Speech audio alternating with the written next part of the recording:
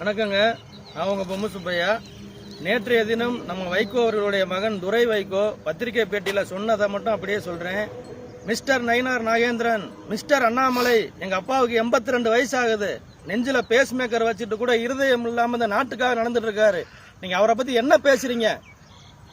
கேடுகட்ட ஜென்மங்களா அப்படிங்கிற ஒரு வார்த்தையை பிரஸ் மீட்ல பயன்படுத்தி இருக்காரு. அந்த கேடுகட்ட ஜென்மங்களாங்கிற வார்த்தையை அவர் யாரை நினைச்சு பயன்படுத்தினாருங்கிறது அவருக்கு தான் தெரியும். ஒருவேளை எங்க கட்சி தலைவர்களான அண்ணன் அண்ணாமலை அவர்களையும் இன்றைய தலைவர் அண்ணன் நயினார் அவர்களையும் அவர் பேசியிருந்தா அது அவருடைய மாண்புக்கு மிக மிக குறைவான செயல். ஏன்னா அவர் மாண்புமிகு பாராளுமன்ற உறுப்பினர். அவங்க அப்பா எதற்காக நடக்கிறாரு?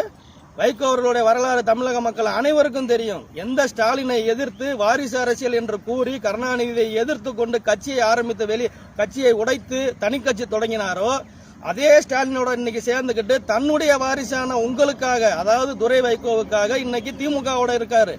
அவருடைய வரலாறு யாருக்கும் தெரியாது நினைச்சு பேசிட்டு இருக்கிறாரா?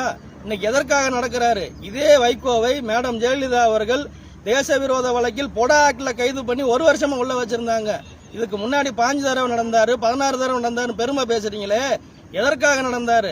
அவருடைய கட்சியை வளர்த்துக்கிறதுக்கு நடந்தாரு. சமீபத்தில் உங்க கட்சியை விட்டு வெளியே போன மல்லை சத்யா சென்னையை சுற்றி மட்டும் எத்தனாயிரம் கோடிக்கு வைகோவிற்கு சொத்து இருக்குன்னு சொன்னாரு. எல்லாம் இந்த உலகமே பார்த்துக்கிட்டு தாங்க இருக்கு. இன்னைக்கு யாருக்காக நடக்கிறாரு? எந்த வாரிசு அரசியலை எதிர்த்தாரோ அதே வாரிசு அரசியலுக்காக, தன்னுடைய வாரிசுக்காக இன்னைக்கு நடக்கிறாரு. ஏதோ ஒரு 4 சீட்டு கிடைச்சிராதா, மறுபடியும் துரை வைகோக்கு MP சீட்டு கிடைச்சிராதா என்று நடக்கிறாரு.